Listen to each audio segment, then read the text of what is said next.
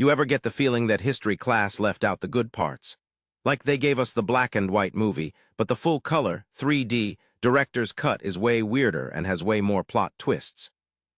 Well, today we're digging into the archaeological finds so wild, they basically forced historians to rip out entire chapters of the textbook and start over. Let's get right into it. All right, let's start with Göbekli Tepe, the temple that came before bread. For the longest time, the official story of humanity went something like this. First, we figured out farming. Then, with all that extra food and free time, we settled down, built cities, and eventually got around to constructing massive, complicated things like temples and pyramids. It's a nice, neat little story. The problem: Göbekli Tepe in modern-day Turkey takes that neat little story and scribbles all over it with a permanent marker.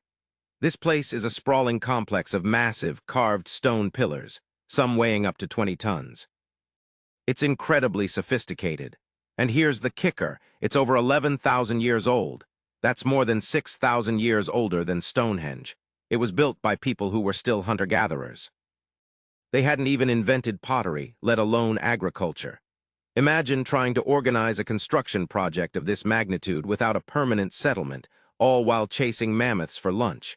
It completely flips the script. It suggests that maybe it was the intense, shared religious or social need to build something this monumental that pushed humans to invent farming in the first place, just to feed the massive workforce. Basically, our ancestors built a giant, mysterious stone temple before they even figured out how to reliably make a sandwich. Priorities, I guess. If you think ancient technology was just sharp rocks and slightly more advanced sharp rocks on sticks, let me introduce you to our second entry. This is the Antikythera Mechanism, ancient Greece's laptop. In 1901, divers exploring an ancient Roman shipwreck found this corroded lump of bronze that looked like a rock had a fight with a clock and they both lost. For decades, it sat in a museum, mostly ignored. But then, in the latter half of the 20th century, scientists started examining it with X-rays and advanced imaging. And what they found was staggering. Inside that crusty green lump was a breathtakingly complex system of over 30 interlocking bronze gears. This wasn't just some decorative piece of junk. It was an incredibly sophisticated analog computer. By turning a hand crank, this 2,000-year-old device could accurately predict the positions of the sun, moon, and the 5 known planets, track the 4-year cycle of the Olympic Games, and even forecast eclipses.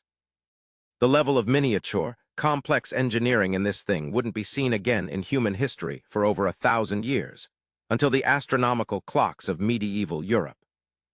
It's like finding a fully functional smartphone buried in a medieval castle. It proves there was a branch of ancient technology that was far more advanced than we ever gave our toga-wearing ancestors credit for, and it was almost entirely lost to history. You probably learned about our ancient relatives in school. There was us, Homo sapiens, and then there were the Neanderthals, our stocky, cave-dwelling cousins. It felt like a pretty simple family reunion. Well, say hello to the Denisovans, humanity's ghostly cousins. Our entire knowledge of this entire branch of the human family tree comes from a cave in Siberia. And when I say our knowledge comes from a cave, I mean it comes from a single pinky finger bone, a couple of molars, and a fragment of a jawbone. That's it. That's the entire physical fossil record for an entire species of human. When scientists first sequenced the DNA from that tiny finger bone in 2010, they expected it to be Neanderthal or early modern human. It was neither. It was something entirely new, a sister group to Neanderthals that had split off hundreds of thousands of years earlier. Not only did they exist, but their DNA shows they interbred with both Neanderthals and our own ancestors. In fact, traces of Denisovan DNA are still present in modern populations across Southeast Asia and Oceania. It's like finding out a main character from your favorite TV show had a secret twin all along, and you only found out because someone found their lost driver's license. The human story is so much weirder and more wonderfully complicated than we thought. Some historical facts are drilled into our heads from childhood. In 1492, Columbus sailed the ocean blue. He was the guy who connected the old world and the new. End of story, right? Well, number 4, Vikings in America. Columbus was late to the party, would like a word. Up in Newfoundland, Canada, at a place called Elance Aux Meadows, archaeologists in the 1960s found something that just shouldn't have been there. They found the remains of a Norse settlement. We're talking Viking-style longhouses built from sod, an iron forge for smithing, and artifacts that were unmistakably Scandinavian. This wasn't just a brief stop, it was a functioning village. Using radiocarbon dating, and more recently, by analyzing tree rings on wood that was clearly cut by metal axes, which the local indigenous population didn't have at the time, scientists have pinpointed the settlement to almost exactly 1000 AD. That's nearly 500 years before Columbus even started packing his bags. This discovery fundamentally rewrites the history of European contact with the Americas. It wasn't a single discovery event, but a much longer, more complex story. The Vikings just happened to have a terrible PR department and didn't stick around long enough to make it into the textbooks. So while Columbus gets a national holiday, the Vikings just get a footnote. Talk about being fashionably early to a party that no one remembers you for. When you think of the Terracotta Army, you probably picture sheer, mind-numbing scale. Thousands upon thousands of life-sized clay soldiers, horses, and chariots, all built to guard China's first emperor in the afterlife. It's an insane display of power and logistics. But the truly history-rewriting detail isn't the number, it's the fact that this is the Terracotta Army, not a copy-paste job. At first glance, you'd assume they just made a few molds for a soldier's head, a torso, some legs, and mass-produced them like ancient action figures. That would have been impressive enough, but that's not what they did. Archaeologists who have studied the 8,000-plus soldiers have confirmed that while they used modular body parts, no two faces are the same. Every single warrior has unique facial features. Different eyes, noses, and hairstyles. You'll find stern-looking generals, young, fresh-faced archers, and grizzled old infantrymen.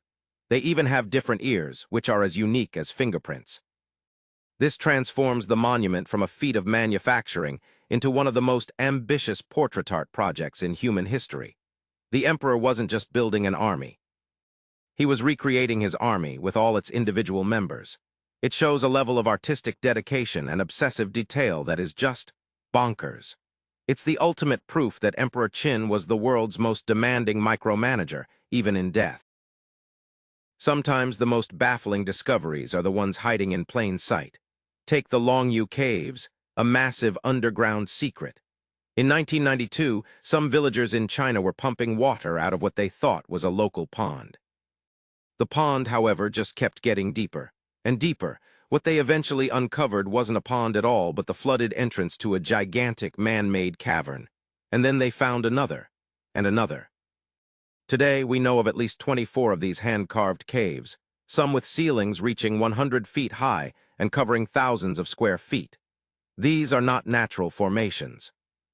The walls and ceilings are covered in uniform, parallel chisel marks, and the entire complex was clearly a single, massive undertaking. So, who carved out this colossal underground world? And why? Here's the crazy part. Nobody knows. There is absolutely zero historical record of their construction, not a single mention in any ancient text or local lore. For a project that would have involved moving nearly 1 million cubic meters of rock and taken thousands of people years to complete, it was kept completely, utterly secret. What was it for? A secret tomb? A hidden military base? An underground palace? We have no idea. It's an archaeological marvel without a story, a giant question mark carved out of solid rock. All right, this next one sounds like something straight out of a conspiracy theorist's fever dream. It's number 7, the Baghdad Battery, a 2,000-year-old power bank. Discovered in the 1930s just outside of Baghdad, this artifact is deceptively simple. It's a small, unassuming terracotta pot, about 6 inches tall. Inside, there's a cylinder made of a rolled-up copper sheet, and suspended in the center of that is an iron rod, held in place by an asphalt plug. Now, if you're an ancient history electrician, which I'm sure is a real job, your eyebrows are probably shooting off your forehead right now. Why? Because if you fill that little pot with an acidic liquid like vinegar or grape juice, the combination of copper, iron, and an electrolyte creates a chemical reaction. It becomes a galvanic cell. It produces a small but very real electrical charge of about 1 volt. So the billion-dollar question is, what was a 2,000-year-old civilization doing with a battery? We have no records of them having any devices that used electricity. The leading scientific theory is that they might have used them for a process called electroplating, to apply a thin layer of gold or silver onto other objects. Even that theory implies a shockingly advanced understanding of chemistry and electricity for the time. Of course, the more fun, less likely theories are that they were used for mild, tingly religious rituals or to give someone a little zap. Whatever the case, it's a tiny pot that holds a huge historical mystery. Our final entry isn't buried in the ground, but it might be the most history-altering archaeological find of them all because it rewrites what we think we know about. Well, we don't actually know. Meet the Voinish Manuscript, history's most unreadable book. It's a handwritten and illustrated book from the 15th century, and that's about all anyone can agree on. The entire thing is written in a completely unknown language or code, using an alphabet that appears nowhere else on Earth. And it's not just gibberish. Linguistic analysis shows it follows the patterns and structures of a real language. It just happens to be one that the world's best cryptographers, from World War II codebreakers to modern AI, have been unable to decipher for over a century. And the illustrations, they're even weirder. There are drawings of bizarre, fantastical plants that don't match any known species, strange astronomical charts with unrecognizable constellations, and pages of weird biological diagrams featuring odd little figures in interconnected tubs and pipes.